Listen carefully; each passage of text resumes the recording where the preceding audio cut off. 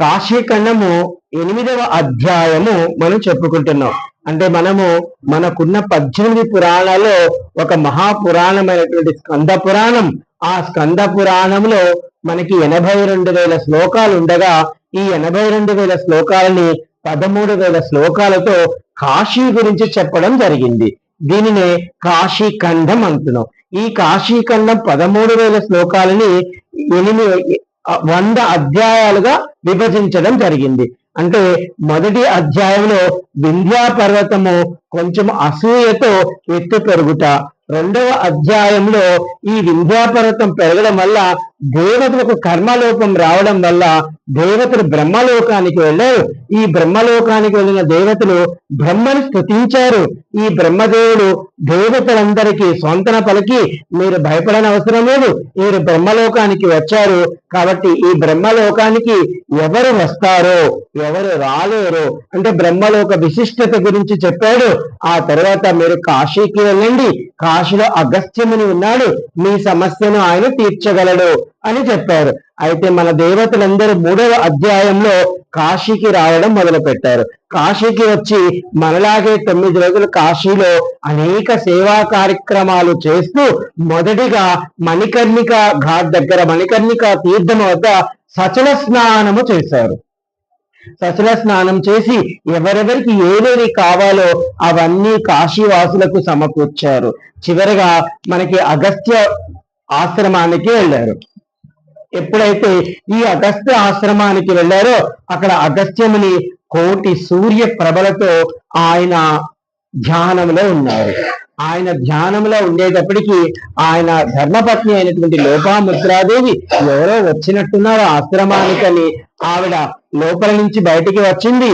అలా వచ్చిన ఆవిడ అలా వస్తూ ఉంటే ఆవిడ పాద ఛాయలు కనపడ్డాయి దేవతలకు గురువైనటువంటి బృహస్పతికి.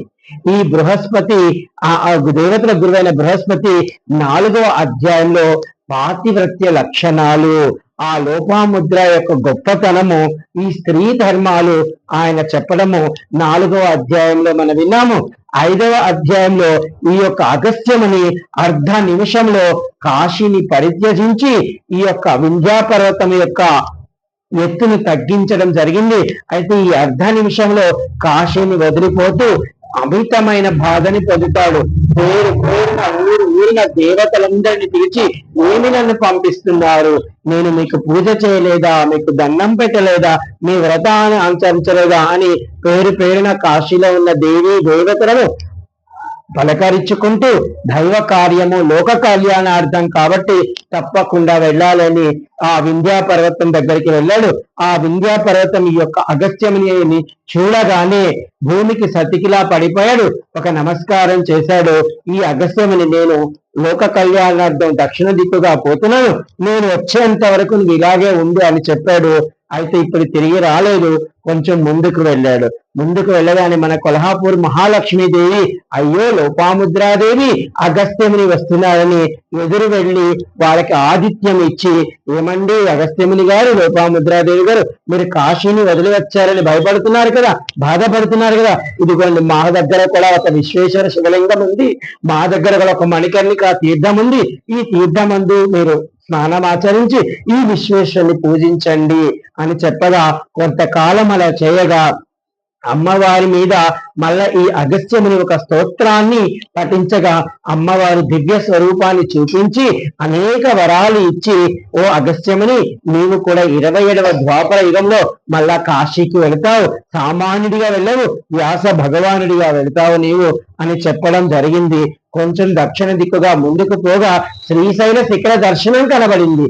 ఈ శ్రీశైల శిఖర దర్శనం కనబడగానే లోపాముద్రాదేవి మన కొరకు, అయ్యా మునిపతి పతే స్వామి, మనము ఈ యొక్క శ్రీశైల శిఖర దర్శనం చూచినంత మాత్రానే మోక్షము కదా, మరి కాశీవాసము, కాశీ ఎందుకు అంత మోక్షమైనది అని అడిగారు.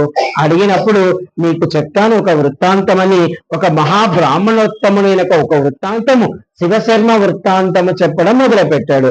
ఈ శివశర్మ గొప్ప పుణ్యాత్ముడు, ధర్మాత్ముడు, తన జీవితంలో ఉన్నటువంటి కార్యాలు, గృహస్థు ఆశ్రమాలు అన్నీ చేర్చాడు. వార్ధక్యం వచ్చిన తర్వాత మోక్షపురంలో యాత్ర చేశాడు. అందులో భాగముగా అయోధ్య వెళ్ళాడు, 5 రోజులు అక్కడ ఉన్నాడు. దానిలో భాగముగా ప్రయాగ వెళ్ళాడు, మకర సంక్రమణ రోజు స్నానం చేశాడు. అలాగే కాశీ వచ్చాడు, కాశీలో 1 మాసం ఉన్నాడు. ఆ తరువాత ఉజ్జయిని వెళ్ళాడు, అలాగే కాంచీపురం వెళ్ళాడు, అలాగే మధుర వెళ్ళాడు, అలాగే ద్వారక వెళ్ళాడు, అలాగే హరిద్వార్ వెళ్ళాడు. హరిద్వారకి వెళ్ళి హరిద్వార్లో విషజ్వరం వచ్చినప్పుడు చింతాకాంతుడు అయ్యాడు. అయ్యో ఇన్ని చేసి వచ్చాను, ఇంకా ఈ చింతలో పడితే ఎట్లా అనుకున్నాడు. తను ఆ చింతను పోగొట్టి చిరు మందహాసంతో, ఓ నేను ఎంతో గొప్ప పుణ్యం చేశాను, 7 మోక్షపుర యాత్ర చేశాను, కాబట్టి ఈశ్వరుడు నాకు మోక్షం ఇస్తున్నట్టున్నాడు అనుకుంటూ ఆనంద పారవస్యంలో దేహాన్ని వదిలిపెట్టి శివక్యం పొందాను అనుకున్నాడు. ఇంతలో ఆయన దివ్య దేహము వద్దకు వైకుంఠము నుండి 2 విష్ణుదూతలు పుణ్యశీలుడు సుశీలుడు అని వచ్చారు. వాళ్ళిద్దరు, నాయన నువ్వు గొప్పవాడివి, ఇదిగోరా వైకుంఠము పోదాం మనం అని చెప్పి దివ్య విమానంలో ఎక్కించుకున్నారు. అలా ఎక్కించుకునగా ఆయనకి ముందు అలా పోతూ ఉన్నారు కదా. మనం ఏ విధంగా అయితే విజయవాడ నుంచి మనం ఆ కాశీకి వచ్చేటప్పుడు ఎన్నో స్టేషన్లు ఆగుతాం కదా, అలాగే ఈ స్టేషన్ లాగా ఈయన ముందు పిశాచ లోకానికి తీసుకెళ్లారు. ఈ పిశాచ లోకంలో ఎవరుంటారు, ఎందుకుంటారు, ఏమిటి కథా కాలక్షేపం అంతా పిశాచ లోకము గురించి చెప్పారు. తర్వాత గుహ్య లోకము గురించి చెప్పారు, తర్వాత గంధర్వ లోకం గురించి చెప్పారు, తర్వాత విద్యాధర లోకం గురించి చెప్పారు. ఎప్పుడైతే ఈ విద్యాధర లోకాన్ని గురించి చెప్పారో అక్కడి నుంచి బయటకు రాగానే, ఇంకొక లోకానికి వెళ్ళలేదు, బయటకి రాగానే ఈ విశ్వంలో వీళ్ళ దివ్య వాహనము వద్దకు ఒక దివ్య పురుషుడు, సాక్షాత్ విష్ణుమూర్తి లాంటిగా ఉన్నటువంటి ఒక దివ్య పురుషుడు వారి ముగ్గురికి దర్శనం ఇచ్చాడు. ఇప్పుడు ఇది మనం చెప్పుకుంటున్నాం. ఆ దివ్య భగవానుడు శివశర్మతో, ఓ శివశర్మ మీరు గొప్ప మహాబ్రాహ్మణోత్తముడు అని ఆ దివ్య పురుషుడు ఈ యొక్క శివశర్మకి చెప్తున్నాడు. మహాపండితుడిలాగా మీరు జీవిత పర్యంతము 1 నిమిషము కూడా వ్యర్థము చేయకుండా 4 పురుషార్థాలను మీరు పాటించారు అని వచ్చిన ఆ దివ్య పురుషుడు ఎవరో కాదు, ఆ దివ్య పురుషుడు సాక్షాత్ యమధర్మరాజు. పాప ఇంకా ఈయనకి తెలియదు, మనకి ఇప్పుడు తెలిసింది, నేను చెప్తాను కాబట్టి. అయితే నీవు 4 పురుషార్థాలను పాటించావు, నువ్వు చాలా గొప్పవాడివి అని శివశర్మని ఆ యొక్క యమధర్మరాజు దివ్య పురుషుడి సౌమ్య రూపంలో సాక్షాత్ విష్ణు రూప స్వరూపంలో వచ్చి ఈయన్ని అభినందిస్తున్నాడు. ఈయన అభినందిస్తున్నా అంటే 4 పురుషార్థాలు అంటే ధర్మము. ధర్మం అనగా ఏమిటి అంటే గొప్ప నైతిక విలువలు కలిగి, గొప్ప బాధ్యతలను మోస్తూ, కర్తవ్యాలను మోస్తూ, మన జీవితాన్ని అనుభవిస్తూ భగవంతుడిని చేరే మార్గం ఏదైతే ఉందో అదే ధర్మం అంటున్నాడు ఇక్కడ. అంటే ఏమిటి, చాలా మంది కష్టాలు వచ్చినప్పుడు కష్టాలు వద్దు మాకని చెప్పి పారిపోతారు. కానీ జీవితం సంతారం అనే సాగరంలో నువ్వు పెళ్లి చేసుకున్నావు, బిడ్డల్ని కన్నావు, ఆయన సంపాదించావు, నీ బిడ్డల్ని పోషించావు, అన్ని చేసి చివరాఖరిన వాళ్ళందరికీ అన్ని అప్పచెప్పి నువ్వు 7 మోక్షపుర యాత్రకి పోతున్నాను, ఇక నా గురించి మీకు చింత లేదు అని చెప్పి రాగలిగేవు చూడు, ఇది ధర్మం అంటే. నువ్వు ఆ ఊదిలో ఇరుక్కోలేదు, పక్కకు వచ్చేసావు అని గొప్పగా పోయాడు ఈ యొక్క యమధర్మరాజు. మళ్ళా ఏమంటున్నాడు అనగా, భగవంతుడు మనకిచ్చిన జీవితాన్ని అనుభవిస్తూ ధర్మ మార్గములో జీవించుతూ ఈ యొక్క ఆత్మని భగవంతుడిలో కలిపేటువంటి మార్గం అయితే ఏదో ఉందో అదే ధర్మ మార్గము. నీవు దాన్ని తూచా చెప్పకుండా పాటించావు ఓ శివశర్మ, నువ్వు ఉత్తముడివి అని చెప్తున్నాడు. మళ్ళా మనకి పురుషార్థాల్లో 2వది అర్థం. అర్థం అంటే సంపాదన. నీకు గొప్పవాడివై సంపాదించావు, నీ సంపాదన మీద మోహము లేకుండా నీకున్నది నీ బిడ్డలకి ఇచ్చేసి కట్టుబడ్డలతో సప్తపురి మోక్ష యాత్రకి వచ్చేసావు. అయ్యో నాకు తర్వాత తినడానికి ఎట్లా ఆలోచించకుండా కాలి నడకన 7 మోక్షపుర యాత్రలు చేశావు, నీ అంత ఉత్తముణ్ణి చూద్దామని నేను వచ్చాను నువ్వు గొప్పవాడివి ఓ శివశర్మ, నీకు ఒక నమస్కారం అంటున్నాడు ఆ దివ్య పురుషుడు. అలాగే నేనేమంటున్నా అంటే, ఒకవేళ ఈశ్వరి అనుగ్రహం వల్ల ఒక్కొక్కసారి మనకు రూపాయి ఆ లాభం కోసము 10 రూపాయల ఆదాయం కూడా వస్తుంది. అంటే ఆదాయం వచ్చింది కదా అని మనము అల్పమైన పనులు చేయకూడదు. ఓ ఈశ్వరుడు నాకు రూపాయే రావాలి, కానీ ఈశ్వరుడు ఎందు ప్రీతి ఉన్నానో లేదా గత జన్మ పుణ్యమో నాకు రూపాయికి 10 రూపాయలు వచ్చాయి, కాబట్టి ఈ 9 రూపాయలు నేను ధర్మం కోసము, న్యాయం కోసము, లోక కళ్యాణం కోసం ఉపయోగించాలి అని ఎవరైతే అనుకుంటారో అలాంటి వాడివి నీవు. అంటే సంపాదన మోహంలో పడలేదు నువ్వు, కాబట్టి గొప్పవాడివి అంటున్నాడు. మనకున్నటువంటి జీవితంలో అనేక లాభ నష్టాలు ఉంటాయి. ఎవరు పూర్వజన్మలో పుణ్యం ఎక్కువ చేసుకొని ఉంటారో వాళ్ళు ఉత్తమ జన్మని పొందుతుంటారు. ఎవరు తక్కువ పుణ్యం ఉంటుందో వాళ్ళు అధమ స్థానాన్ని పొందుతారు.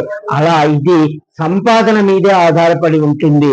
ఎందుకంటే మీరు సంపాదించే ప్రతి పైసాలో లాభము ఉంది, నష్టము ఉంది. అంటే ఎవరు ఎలా ఇస్తారో మనకి తెలియదు కదా, ఇది చెప్పాలన్నమాట. ఓ బ్రాహ్మణోత్తమ, మీరు సప్త మోక్షపురాలను నియమ నిబంధనలతో ధర్మ మార్గమున వెళ్ళి దర్శించిన వారు మీరు, మీకు ఒక వందనం అంటున్నారు. అనేక తీర్థాలను, అనేక క్షేత్రాలను దర్శించి మీ శరీరాన్ని, మీ ఆత్మని మీరు పరిత పావనం చేశారు. మీ శరీరాన్నే కాదు, మీ ఆత్మని కూడా మీరు శుద్ధి చేశారు. ఓ బ్రాహ్మణోత్తమ, బ్రహ్మజ్ఞానము తెలిసిన వారు ఏ విధంగా అయితే ఒక్క క్షణము కూడా వ్యర్థము కాకుండా పరమాత్ముని యందు రమిస్తూ రమిస్తూ రమిస్తూ తమ బాధ్యతలను చేసి చివరికి పరమాత్ముడిలో లీనమైపోతారో ఆ విధమైనటువంటి పరంపర మీరు చేశారు అని ఆ దివ్య పురుషుడి రూపంలో ఉన్నటువంటి ఆయన ఈ యొక్క విశ్వంలో ఈ యొక్క శివశర్మకి చెప్పడం జరుగుతుంది. ఓ శివశర్మ, శరీరము ఎప్పటికైనా పతనమైపోతుంది, కానీ జీవుడు దీన్ని తెలుసుకోక ఈ యొక్క మోహములో పడిపోతారు. పడిపోయి ఈ శరీరమే శాశ్వతం అనుకుంటారు. కానీ మీరు అలా కాకుండా, మీ శరీరం శాశ్వతం అని కాకుండా వార్ధక్యం వచ్చినప్పుడు ఈ విధంగా సప్త మోక్షపుర యాత్రలు నడిచి చేసి మహాపుణ్యాన్ని మూటగట్టుకున్నారు. మీరు గొప్పవారు. మీలాంటి వారికి యమలోక దర్శనం లేదు. అందుకే నేను యమరూపము కాకుండా దివ్య రూపంతో మీకు దర్శనం ఇవ్వడానికి, మిమ్మల్ని చూసిపోవడానికి వచ్చాను నేను. చూడండి, ఎందుకంటే అందరూ ఒకవేళ తెలుసో తెలియక పొరపాటు చేస్తే యమధర్మరాజు అంతటి వాడు యమలోకానికి వెళ్ళాడని విన్నాం మనం. ఒక క్షణకాలం పాటు యమధర్మరాజు వెళ్ళాడు. అటువంటిది ఈయన యమధర్మరాజు అంతటి వాడే, ధర్మరాజు, ఈ యమధర్మరాజు అంతటి వాడే ఈ యొక్క శివశర్మను చూడడానికి యమపురి నుంచి బయటికి వచ్చాడు. ఇది గొప్ప విశేషం. స్వల్ప జ్ఞానము కలిగిన వారు అనేక కోరికలతో, అనేక వాసనలతో జనన మరణ చక్రంలో ఇరుక్కొని ఏ విధంగా అయితే దీపము చుట్టూ పురుగులు తిరుగుతాయో అలాగే ఈ జనన మరణ చక్రంలో ఇహపర సుఖాల యందు ఈ యొక్క జీవులు తిరుగుతూ ఉంటారు. కానీ ఓ బ్రాహ్మణోత్తమ, నీవు వీటి నుండి విముక్తిని పొందిన వాడివి. నీవు నీ జీవితాన్ని సార్థకతం చేసుకున్నవాడివి అని పొగుడుతున్నారు. ఎవరు? సాక్షాత్ యమధర్మరాజు. ఇది కాదా అదృష్టము శివశర్మది.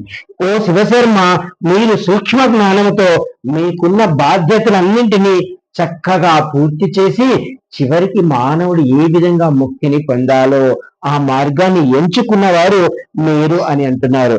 మానవ శరీరము ఎప్పటికైనా నశిస్తుంది, ఆయుష్ అల్పము. అలాంటిది మీరు ఈ యొక్క జన్మలోనే ఇవన్నీ పొందేందుకు మీరు మోక్షాన్ని పొందారు అన్నాడు. ధర్మ అర్థ కామం. కామం అంటే కోరికలు. అనేక కోరికలతో మనుషులు చిక్కుకొని ఈ యొక్క కోరికల పరంపరలో ఉంటారు. కానీ మీరు ఎక్కడ ఆ కోరికల్లో ఇరుక్కోలేదు. ఇరుక్కునే వాళ్ళైతే ఆ సప్త మోక్షపురాలలో వెళ్ళినప్పుడు అయ్యో నాకు బాగలేదని అంబులెన్స్ వేసుకొని వెళ్ళిపోయేవాడు ఇంటికి. ఒక రోజు బాగలేకపోయేటప్పటికి 14 రోజులు బాగలేకపోయేటప్పటికి ఓ ఈశ్వరుడు నాకు మోక్షం ఇస్తున్నాడు ఇక అని నమ్మి విశ్వసించి చిరునవ్వుతో ప్రాణత్యాగము చేశాడు. అలాగే మోక్షానికి కారకుడు అయ్యావు నీవు అని చెప్తూ ఈ యొక్క యమధర్మరాజు మోక్షం అనగా జనన చక్రము నుండి ఇహపర భోగముల నుండి సమస్త కోరికల నుండి ఈ జీవుడిని విముక్తిని చేయడం, ముక్తిని చేయడం, మోక్షాన్ని పొందడం, ఇది మనమే చేయగలం అన్నమాట. అంటే మీకు తెలిసిందే, ఒకానొక భార్యాభర్తలు చక్కగా పాపం వాళ్ళ జీవిత పర్యంతం అన్నీ చేశారు. ఇక మనం వానప్రస్థ ఆశ్రమానికి వెళదాము అనుకుని కాశీకి బయలుదేరారు. ఈ వస్తూ ఉంటే పాపం కాశీ విశ్వనాథుడి మందిరం దగ్గరికి వచ్చేటప్పటికి అక్కడ ఒక బంగారు ఉంగరం కనిపించింది. భర్త గారు అనుకున్నారు, అయ్యో మా ఆవిడ ఈ బంగారపు ఉంగరాన్ని చూసి మళ్ళా మోహంలో పడిపోతుందేమో అని భర్త గారు కాలుతో ఆ ఉంగరాన్ని తొక్కి పెట్టాడు. భార్య గారు కొంచెం ముందుకు వెళ్ళారు. ముందుకు వెళ్ళిన తర్వాత ఈ యొక్క భర్త గారిని ఆ భార్య అడుగుతుంది, ఏమండి మనం ఇన్ని వదులుకొని వచ్చాం కదా, మనం ఇంత వార్ధక్యంతో మనం ఇంకా మోక్షాన్ని పొందాలని వచ్చాం కదా, నీకు ఇంకా అది బంగారం ఉంగరంగా కనబడుతుందా, మీ మతి మండ అంటుంది. అంటే ఈయన అనుకున్నాడు ఆవిడ అనుకుంటుందేమో అని, కానీ ఈవిడంటుంది నేను అన్నీ వదిలేశానండి. అంటే అలా వచ్చినప్పుడట ఆవిడికి ముందు మోక్షం ఇచ్చాడట విశ్వనాథుడు, తర్వాత 20 జన్మల తర్వాత భర్త గారికి ఇచ్చారట. ఎందుకంటే భర్త గారు బంగారం మీద ఆగిపోయాడు, వచ్చి మళ్ళా మరో జన్మలో బంగారం చేసే కంసల వారిగా పుట్టాడు అనమాట భర్త. ఇది మన వాసన ఇలా ఉంటుంది. అంటే అనేక తీర్థాలు పుణ్యక్షేత్రాలు దర్శించావు, స్వల్ప జ్ఞానముతో నీవు ఈ యొక్క అంటే ఆయన మహాపండితుడేమి కాదు, సంసారంలో ఉన్నాడు, గృహస్థులో ఉన్నాడు, కానీ నీకున్న చిన్నపాటి జ్ఞానంతో ఇవన్నీ చేసుకుని ఇంత దూరం వచ్చావు అన్నాడు. ఇలా అన్నప్పుడు ఈయన ఏం చేస్తున్నాడంటే, మీరు ఈ కోవకు చెందిన వారే, మీరు చాలా ఉత్తములు, ఉత్తమ కర్మలు చేశారు, ఎంతో మందికి గొప్ప గొప్ప ఇది చేశారు, అలాంటి మీకు దర్శనం చేసుకుని మీకు ఒక వందనం చేసి పోదామని వచ్చానని యమధర్మరాజు గారు ఈ యొక్క శివశర్మకి చెప్పి వెళ్ళడం జరిగింది. అయితే పాపం ఆయన పాటికి ఆయన వెళ్ళాడు, దర్శనం చేసుకున్నాడు, శివశర్మ చక్కగా దర్శనం చేసుకున్నాడు. ఆయనకి ఇంతకీ ఎవరన్నది అర్థం కాలేదు, ఎందుకంటే విశ్వరూపంగా ఉన్నాడు, అదే దేవత ఆయన, ఈయన సామాన్య మానవుని ఆత్మ. అయితే ఆయన అలా వెళ్ళిపోగానే ఈ శివశర్మ తనతో పాటు ఉన్నటువంటి విష్ణుదూతలను, ఏమండి ఎవరా దివ్య పురుషుడు, ఎవరాయన అంత చక్కటి అందము, నన్ను ఎంతో ప్రేమగా పలకరించాడు, నన్ను ఎంతో ప్రేమగా ఆశీర్వదించాడు, ఈ గొప్ప మహానుభావుడు ఎవరు అని ఈ యొక్క శివశర్మ తనతో ఉన్నటువంటి విష్ణు దూతలను అడగగా, ఈ శివశర్మ ఈ పురాణ పురుషుడు ఎవరో నాకు తెలపాలని అడగగా, ఆ మాట విన్నంతనే ఏమన్నారంటే ఈ యొక్క విష్ణుదూతలు, ఆయన ఎవరో కాదయ్యా, ఈ యమలోకానికి యమపురికి రాజు, యమధర్మరాజు అని పాపం శివశర్మకి చెప్పగానే ఒక్కసారిగా ఉలిక్కి పడ్డాడట. ఏమిటి యమధర్మరాజా, నేను పురాణాల్లో చదివిన ప్రకారము యమధర్మరాజు అంటే భయానకంగా భయంకరంగా ఉంటాడు, ఎన్నో భయంకరమైన దండలు వేస్తాడు, ఆయన చేతిలో పాశం ఉంటుంది, ఆ పాశంతో ఎన్నో శిక్షలు వేస్తాడు కదా, కానీ నాకు ఈయన చూస్తే ఎంత ఆనందం కలిగిందో, ఎంత సౌమ్యంగా ఉన్నాడో, సాక్షాత్ విష్ణుమూర్తి ఏమో అనుకున్నాను నేను, అంత అందంగా ఉన్నాడు, మీరు చెప్తున్నది పొరపాటేమో, ఈయన యమధర్మరాజు కాదు అంటున్నాడు ఈ శివశర్మ. వాళ్ళంటున్నారు, ఆయన శివశర్మ నువ్వు చెప్పింది ఆయన నిజమేను, కానీ ఆయన యమధర్మరాజే, ఎందుకనగా నీవు మహాపుణ్యాత్ముడివి, నీవు గొప్ప ఆదర్శకుడివి, మోక్షాన్ని పొందగలిగిన అరువుడవు నువ్వు, కాబట్టి ఆయనను శిక్షించాలనుకుంటే అలాగే వస్తాడు, ఆయన వచ్చే నువ్వే పోతావు అక్కడికి, ఆయన నిన్ను దర్శించాలని వచ్చాడు. ఇంత మహాపుణ్యాత్ముడైనటువంటి ఈ యొక్క శివశర్మని దర్శనం చేసుకోవడం కూడా ఆయన అదృష్టంగా భావించి ఇక్కడికి వచ్చాడు. ఎందుకంటే ఆ యమలోకానికి వచ్చే వాళ్ళందరూ పాపాలు చేసిన వాళ్ళే, అక్కడ పాపాలు చేసే పాపాత్మను చూసి చూసి చూసి చూసి యమధర్మరాజుకి ఒక పుణ్యాత్ముడు ఎలా ఉంటారా, ఎందుకంటే పుణ్యాత్ములందరూ స్వర్గంలో ఉంటాడు, యమలోకంలో ఎవరు ఉండదు కదా, యమలోకంలో ఉండదంటే పాపాత్ములే, కాబట్టి ఆయన కూడా ఇటువంటి గొప్ప పుణ్యాత్ముని చూడాలి అనిపించింది. ఎందుకంటే ఆయనకు కూడా అనిపిస్తుంది కదా, ఎప్పుడు కూడా మనకి నేను ఏంటంటే టీచర్ని కాబట్టి చెప్తాను, ఇప్పుడు నన్ను ఒక క్లాస్ లో వేశారు, ఆ క్లాస్ లో అందరూ అల్లరి పిల్లలు అనుకోండి, పక్క క్లాస్ లో ఉన్న పిల్లలు చాలా మంచి పిల్లలు అనుకోండి, అప్పుడు నేను సార్ 1 గంట ఏంటండి, 1 గంట నేను వాళ్ళతో ఉంటాను. ఎందుకంటే మంచి పిల్లల దగ్గరికి వెళ్ళినప్పుడు కొంచెం ప్రశాంతత వస్తుంది. ఇక్కడ ఉంటే ఇంకా వాణి పెట్టిన వెడి పెట్టిన మనకు బీపీ వస్తుంది. అందుకని ఆ విధంగా పాపం ఆయన అదే చెప్పాడు, విష్ణుదూతలు చెప్తాడు, అక్కడ యమలోకంలో గాని ఉన్నట్లయితే ఆయన నువ్వు చెప్పినట్టు భయంకరంగా, ఎందుకంటే పాపులను చూసినప్పుడు వాళ్ళకి దండన వేయాలి కాబట్టి ఆయన భయంకరమైన క్రోధంతో ఉంటాడు. కానీ నీవు పరమ ఉత్తముడివి, పరమ పావనుడివి, నేను దర్శించడానికి ఆయన సౌమ్యంగా వచ్చాడు. అంతే కదా, ఇప్పుడు మనం ఒక గురువు గారి దగ్గరికి వెళ్తున్నాం అనుకోండి, మనం ఇంట్లో ఎలా ఉన్నప్పటికీ గురువు గారి దగ్గరికి వెళ్తున్నాం కదా అని చాలా చక్కగా వినయముగా, అయ్యో మళ్ళా మనం మాట్లాడితే వాళ్ళకి ఇబ్బంది ఏమో అని చక్కగా చిన్నగా మాటగా చిన్న స్వరంగా ఎంతో భక్తిగా ఎంతో వినయంగా కూర్చొని చక్కగా వాళ్ళకు అనుకూలంగా వాళ్ళ చెవి దగ్గరికి మన నోరు వెళ్ళేలా జాగ్రత్తగా చూసుకొని, అంతగా కానీ మెదతా అనకుండా అంతగా చేస్తాం కాబట్టి అది వీరే. అలాగే ఈ యొక్క ఉత్తములైనటువంటి ఈ యొక్క శివశర్మని దర్శించడానికి ఆ యొక్క యమధర్మరాజు రావడం జరిగింది. అంటే ఇది చెప్పాడు శివశర్మ ఎవరు. ఇప్పుడు శివశర్మ అడుగుతున్నాడు ఈ యొక్క యమదూతలని, ఎవరిని, విష్ణుదూతని క్షమించాలి, ఈ శివశర్మ ఎవరు యమపురిని దర్శించగలరు, ఎవరు యమలోకంలో ఉండగలరు, ఎందుకు యమలోకానికి వెళుతారు ఈ జీవులు, యమలోకంలో ఏమేమి దండనలు ఉంటాయి, యమలోక విశిష్టత నా నెట్టపోకూడదన్నారు కాబట్టి ఒకసారి అయినా తెలపగలరా అన్నట్టుగా, అంటే కోరిక ఆపుకోలేక ఈ శివశర్మ అడగడం జరిగింది. అందుకు విష్ణుదూతలు, ఓ బ్రాహ్మణోత్తమ, మీరు గొప్ప పుణ్యాత్ముడు కాబట్టి మీకు యమలోక దర్శనం లేదు. అంటే చూడండి, మనం అనుకున్నటువంటి అన్ని లోకాలలో పిశాచలోకం తీసుకెళ్లారు, గుహ్యలోకం తీసుకెళ్లారు, గంధర్వ లోకం తీసుకెళ్లారు, విద్యాధర లోకం తీసుకెళ్లారు, యమలోకం మాత్రం తీసుకెళ్లారు. అంటే మనం చెప్పాలంటే మహాభారతంలో ధర్మరాజు కంటే గొప్పవాడు ఈ శివశర్మ, అంతే కదా. ఎందుకంటే ధర్మరాజుకి మోక్షం శరీరంతో పొందాడు ఆయన, కానీ మనకి పురాణాలలో ఇతిహాసంగా మనం ఇప్పుడు ఈయన చెప్పుకుంటున్నాం. ఈయన కథని అగస్త్యమే చెప్పడం అనేది గొప్ప విశేషం. అయితే ఇక్కడ చెప్తున్నారు, కావున యమధర్మరాజు పాపులను శిక్షిస్తారు, పాపులను దుష్టులను భయంకరముగా తన చేతిలో ఉన్నటువంటి కాలపాసలతో శిక్షలు వేస్తాడు. దుష్టులు ఉన్నారనుకో బాగా, వాళ్ళ శిరసుపై లోహపు బండలతో బాదుతారు అక్కడ.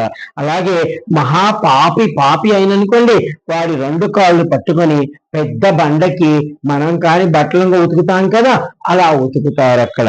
అలాగే అబద్ధాలు చెప్పేవాళ్ళు ఎవరైనా ఉన్నారనుకోండి, అలాంటి అబద్ధాలు చెప్పేవాళ్ళు యమలోకానికి వెళితే వాడి నాలుక, ఇదిగో నీకు చాక్లెట్ పెడతానని చెప్పి నాలుకని బయటకు లాగి కత్తిరించేస్తారట, వాడి నాలుకని కోసేస్తారట. అలాగే దొంగతనం చేసేటువంటి చేతులు ఎవరికైనా ఉంటే వాడిని నీకు లడ్డు ఇస్తాం రా అని చెప్పి ఆ 2 చేతులు పట్టుకొని 2 చేతులు కోసేసి మలమల కాగే నూనెలో వేసేసి అవి పకోడీలాగా ఏం చేస్తారట.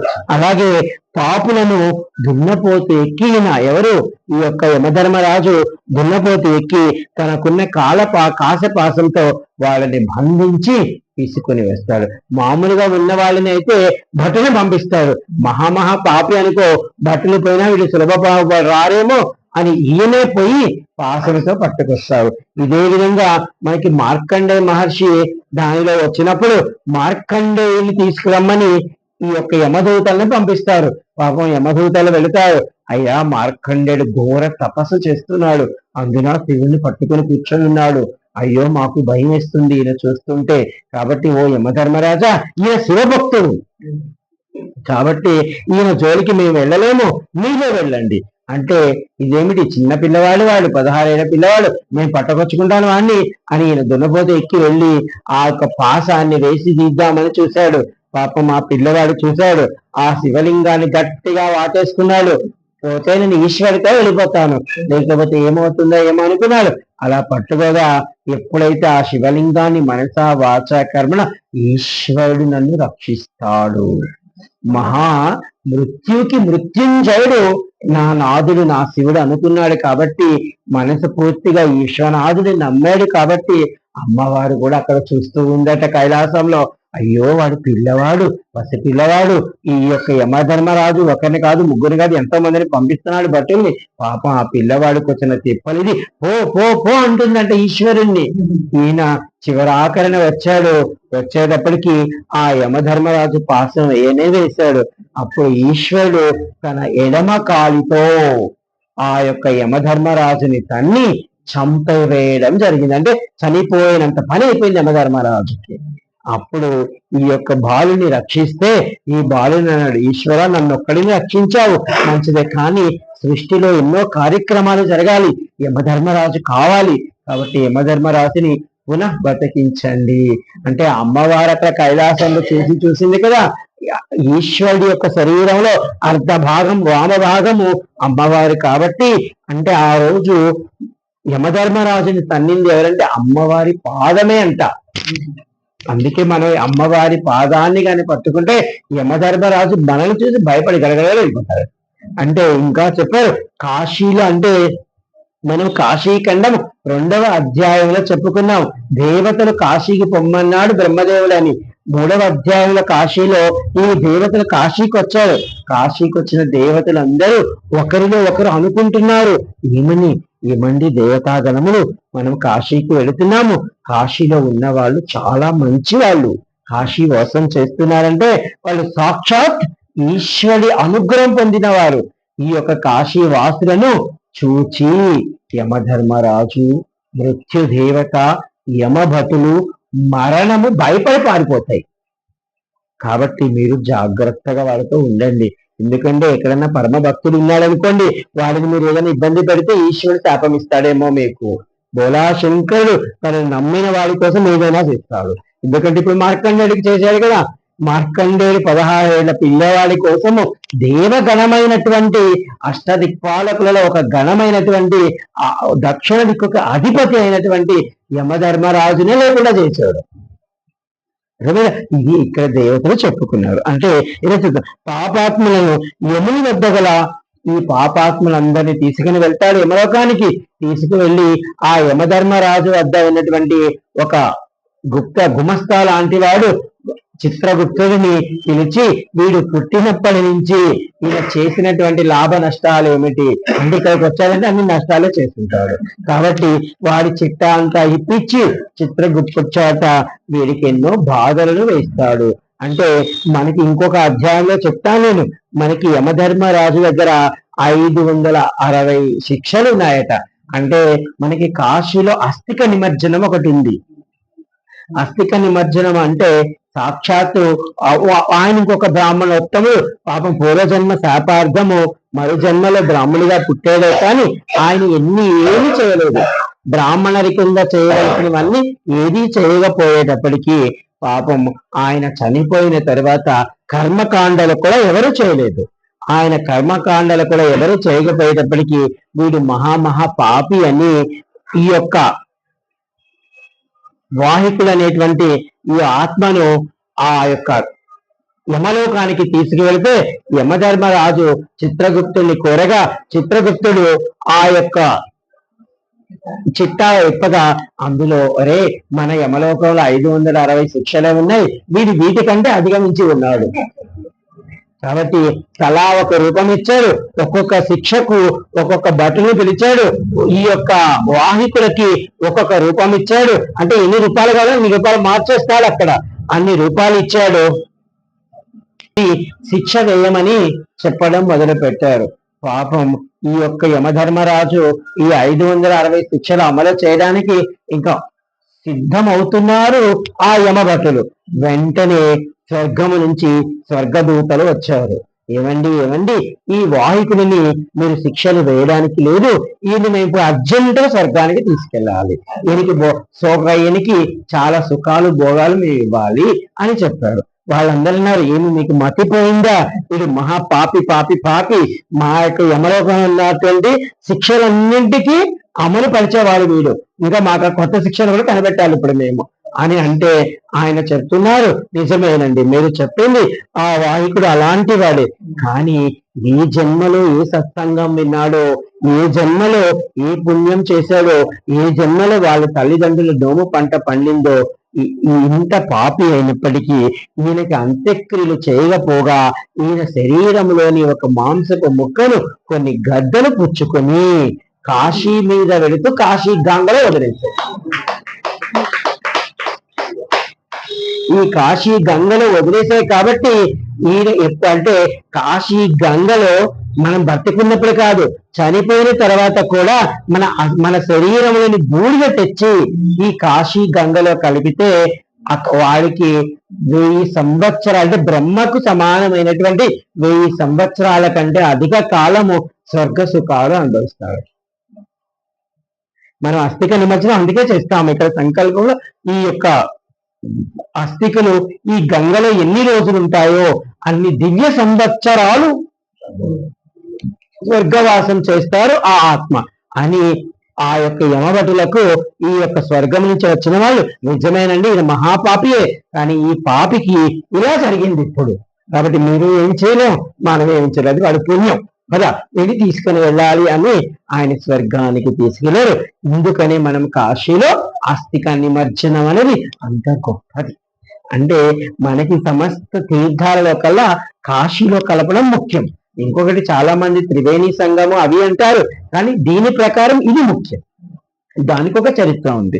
అయితే ఇక్కడ ఈ యొక్క యమలోకంలో ఉన్నటువంటి అనేక బాధలు, అంటే అనేక చేసిన పాపాలకు ఏవేవి శిక్షలు వేస్తారో కొన్ని శిక్షలు మనం చెప్పే ప్రయత్నము నేను కాదు, ఈ శివశర్మకి విష్ణుదూతలు చెప్తున్నారు. ఏమి చెప్తున్నారంటే తమిశ్రం అంట.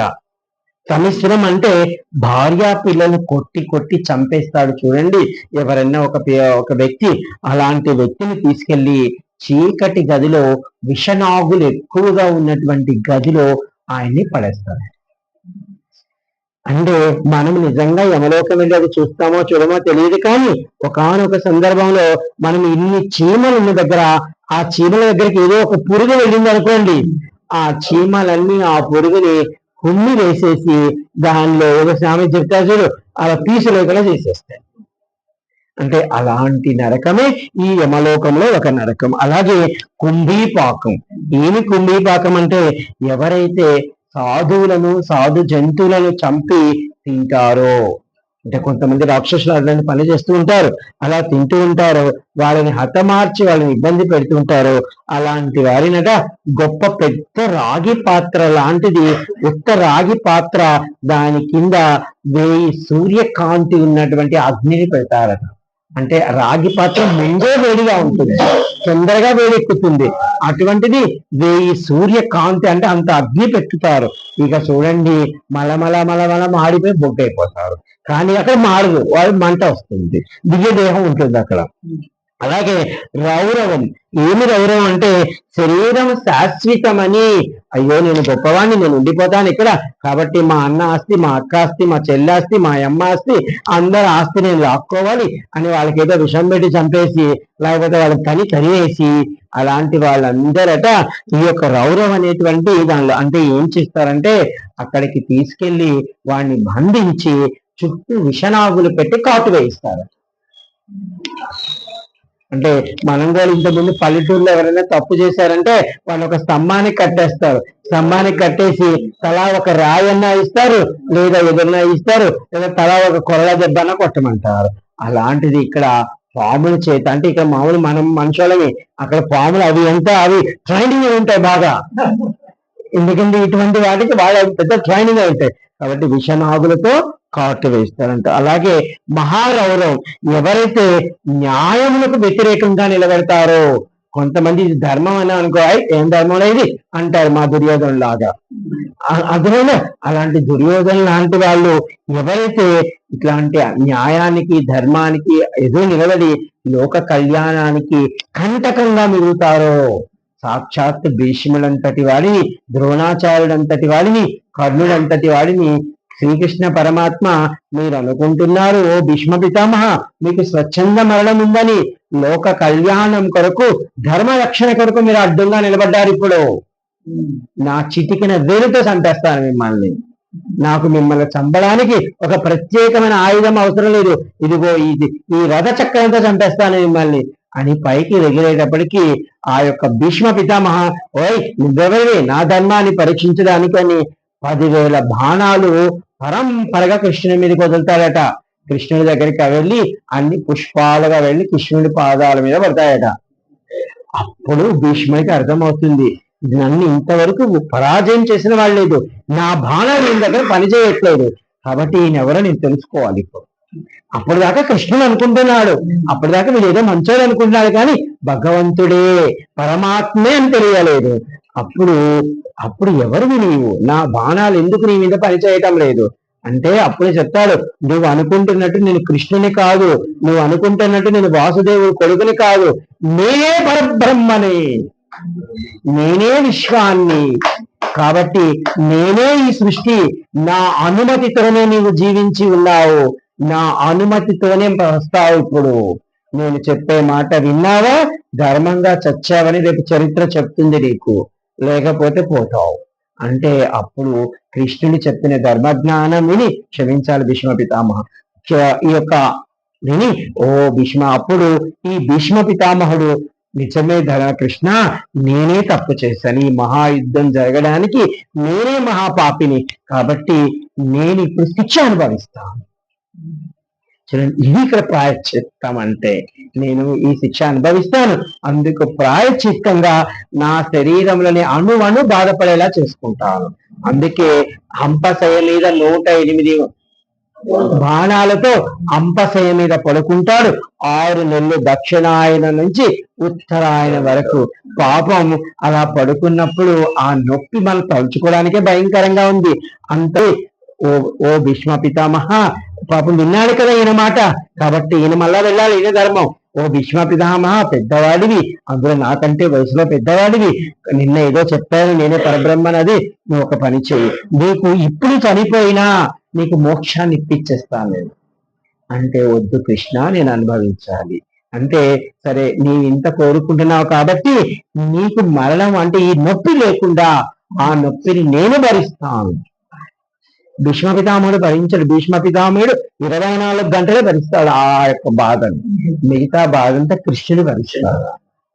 ఎందుకంటే మిగతా పక్క రోజు వెళ్తాడు, వెళ్ళిన తర్వాత ఈ యొక్క పాండవులు అయ్యో మా తాతగారు మా తండ్రి పోయాక మా తాతగారు మమ్మల్ని దగ్గర చూసుకొని మాకు అన్ని విద్యలు నేర్పి చక్కగా చూసుకున్నారు మా తాతగారు, అలాంటి తాతగారిని ఈ రోజు ఈ పరిస్థితిలో మేము చూస్తున్నామని ఈ పాండవులు వర్ణనాతీతంగా బాధపడుతుంటే, అరే మీరు చెప్పింది మీ తాత దగ్గరికే పోదాము, ఏది ధర్మమో చెప్పిస్తానంటే అప్పుడు ఆ భీష్మ పితామహుడి దగ్గరికి తీసుకెళ్తే భీష్మ పితామహ చెప్తారు, ఇక్కడ చచ్చింది ఎవరు, మీకు కొట్టింది ఎవరు, అంతా జరుగుతుంది పైన జరుగుతుంది, కాబట్టి మీరేమి దిగులు పడవద్దు, మీకు ధైర్యం చెప్పేటువంటి విష్ణు సహస్ర నామాలు చెప్తానని చెప్తాడు. అటువంటి వాడే మీ దగ్గర ఉన్నాడు, ఇక మీరెందుకు బాధపడతారు, పోండి యుద్ధం చేయపోండి అంటాడు. అది అన్నమాట. అంటే క్షమించాలి, ఎందుకు ఎక్కడికో వెళ్ళిపోయాను. అలాగే ఈ యొక్క మహారౌరవ నగరం అంటే ధర్మాన్ని ఎవరైతే తప్పుతారో అంటే, చూడండి మనకి ఇది ప్రత్యక్షంగా చూసాము, పరోక్షంగా అమలోకంలో ఎలా ఉంది. ప్రత్యక్షంగా మనం ఆ యుద్ధ భూమిలో కృష్ణుని యొక్క అంశ చూసాము. అలాగే ఎన్నో బాధలు ఉన్నాయంట. అసిత ప్రాప్తవనం అంటే బాగా మంచి ఆకులు ఉంటాయట, వాటికి ఇంతింత ముళ్ళు ఉంటాయంట, ఆకుల మీద పెట్టి దొల్లిస్తారట. ఇక ఇటు దొలినా అటు దొలినా ఆ ముళ్ళు గలా గుచ్చుకుంటే, మనకి రేగి పళ్ళ చెట్టు ఉంటుంది, ఎప్పుడో రేగి పళ్ళు కోసుకుందామని అలా పెట్టామనుకోండి, అది ఇట్టన్నా గుచ్చుకుంటుంది అట్టన్నా గుచ్చుకుంటుంది. చిన్నప్పుడు ఎప్పుడో నేను రేగిపళ్ళు కొనాలని వెళ్ళాను, ఒకసారి గుచ్చుకుంది, నీ రేగిపళ్ళు నీకు ఒక నమస్కారం అన్నాను. మన రోజా చెట్టు కూడా చూడండి, చక్కగా జాగ్రత్తగా పోస్తేనే, అందాక ఎందుకు మారేడు చెట్టుకి మారేడు చెట్టు కూడా ఉంటాయి అన్నమాట. ఇలా అన్నమాట. అలాగే గంధకూపం అంటే మహాపాపాలు చేసినటువంటి భయంకరమైనటువంటి పాపులకి ఒక పొదునైన కత్తులు ఉంటాయంట రూమ్ అంతా. ఆ కత్తులు ఆ చీకటిగా ఉన్నటువంటి దానిలో పడవేస్తారంట. ఆ కత్తులు ఏం చేస్తాయంటే వాడు ఇటు అంటే చీకటిగా ఉంది కదా, వాడు తెలియక ఇటు కదులుతాడు, అటు కదిలితే అవి 4 అంగుళాలు 5 అంగుళాలు 6 అంగుళాలు గుచ్చుకుపోతుందంట. మనకు ఒక పిన్నిసి గుచ్చుకుంటేనే అబ్బా అబ్బా అంటాం. ఇంకా అక్కడ చూడు అంటే మనకి ఎరకలో ఉన్నప్పుడు, మనకి ఓపిక ఉన్నప్పుడు, ధర్మం ఏదో అధర్మం ఏదో తెలుసుకొని చేసే పరిస్థితి ఉన్నప్పుడు చేయకుండా ఉంటే, ధర్మాన్ని పట్టుకోకుండా అధర్మాన్ని పట్టుకొని ఉంటే రేపు తప్పవా బాధలు. ఈ శివశర్మకి ఇవన్నీ చెప్తున్నారు. పాపం శివశర్మకి చెప్తున్నారు, ఓ పుణ్యాత్మ, ఓ బ్రాహ్మణోత్తమ, నీవు కనీసం యమలోకానికి కూడా వెళ్ళే పరిస్థితి లేదు. ఒకానొక సందర్భంలో సాక్షాత్తు సీతామాత అయినటువంటి తండ్రి గారి ఒక ముత్తాత అయినటువంటి ఒక ఆయన పాపం నేను యమలోకం చూడాలనుకొని వెళ్ళాడట. ఆయన మహాపుణ్యాత్ముడు. అంటే ఒక్కొక్కసారి మనం కూడా చూడండి, రోజు తీపి పదార్థాలు తిని తిని తిని బోరు కొడుతుంది. ఒకరోజు బాగా పచ్చిమిరపకాయ వేసుకొని, టమాటా పచ్చిమిరపకాయ వేసుకొని తిందాం అంటాము కదా. అలాగా అంటే దీని అర్థం ఏంటంటే సుఖాన్ని చూసి చూసి చూసి ఒక కష్టాన్ని కోరుకోవడం అన్నమాట. అలాగే ఆ వంశంలో ఉన్నటువంటి ఒక పెద్ద ఆయన ఈ యమలోకానికి పోదామని పోయేట. పాపం యమలోకానికి పోయేటప్పటికి కొన్ని వేల మంది ఇలాంటి నరక కూపంలో అనేక బాధలు పడుతూ ఘోరాతి ఘోరంగా వస్తున్నారట. పాపం ఈయన ఎప్పుడైతే ఆ యమలోకానికి అడుగు పెట్టాడు అంటే సీతాదేవికి తాతగారు అవుతారు, ముత్తాత అలా అడుగు పెట్టగానే వాళ్ళందరికీ స్వర్గలోకంలో ఉన్న శాంతి కలిగిందట. అంటే ఈ పుణ్యాత్ముడి పాదం వల్ల అక్కడ ఉన్నటువంటి ఆ శిక్షలన్నీ వాళ్ళకి సుఖాన్ని ఇస్తున్నాయట. అప్పటిదాకా భయంకరంగా రోధించిన వాళ్ళు సుఖాన్ని పొందుతున్నారట.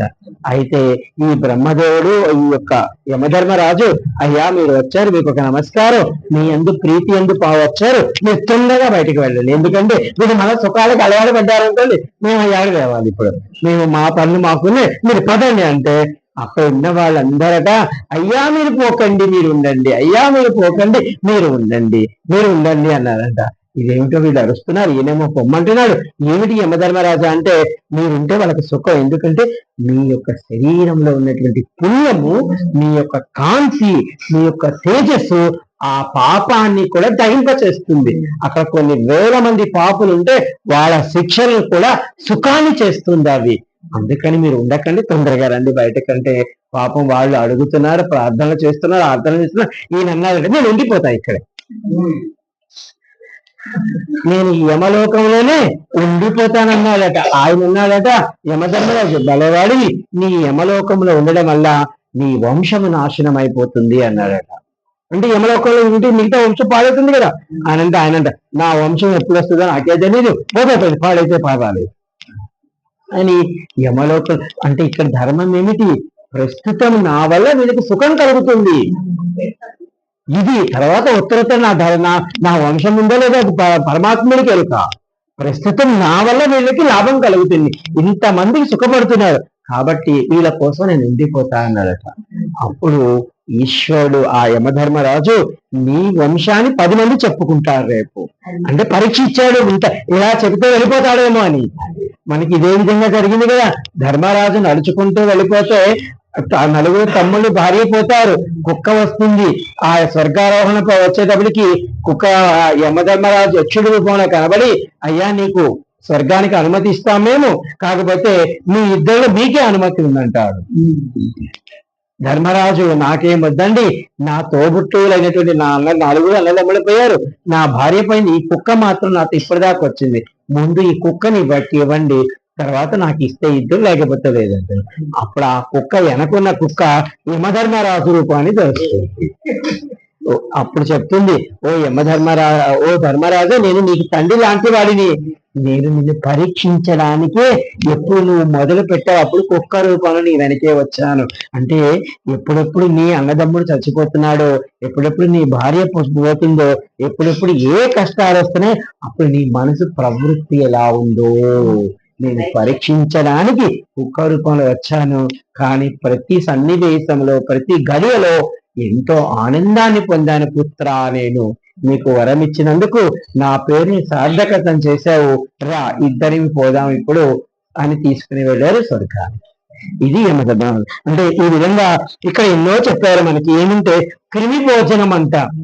క్రిమి భోజనం అంటే మనము ఎవరికన్నా ఏదైనా పెడతామని చెప్పి పాసిపోయిందో పుచ్చిపోయిందో పెట్టి, లేకపోతే ఎవరన్నా తినేది లాక్కొని తిన్నామనుకోండి, అలా తిన్నవాళ్ళు ఈ యొక్క పూర్వజన్మ ప్రార్థం వల్ల యమలోకానికి వెళ్ళి వాళ్ళు అక్కడ ఏది తింటున్నప్పటికీ, పంచభక్ష పరమాణాలు పెట్టినప్పటికీ కూడా వాళ్ళకి చీమల్లాగానో కప్పల్లాగానో పాముల్లాగానో ఏలిగి పాముల్లాగానో వాళ్ళకి లోపలికి వెళ్ళేటప్పటికి అలా అయిపోతుంది. క్రిమి భోజనం.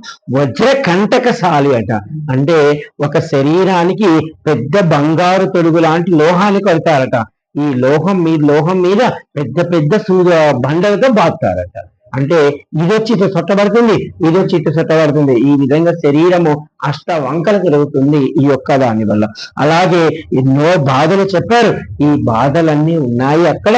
మనం చెప్పుకున్న ఎన్నో శిక్షలు ఉన్నాయి. ఈ శిక్షలన్నీ అక్కడ ఉన్నాయి. శివశర్మ, మీ అదృష్టము, మీతో పాటు మేము యమలోకానికి రాలేదు, మాకు యమలోకం లేదు మీ లిస్ట్ లో. కాబట్టి యమధర్మరాజు అంటే ఇప్పుడు యమలోకం దాటేసిపోతారు. ఇక ఈ యమలోకం దాటిపోతారు అంటే ముందు పిశాచ లోకం అయిపోయింది, వృక్ష లోకం అయిపోయింది, గంధర్వ లోకం అయిపోయింది, విద్యాధర లోకం అయిపోయింది. యమలోక దర్శనం లేదు. యమధర్మరాజు సౌమ్య రూపంలో దర్శనం ఇచ్చాడు.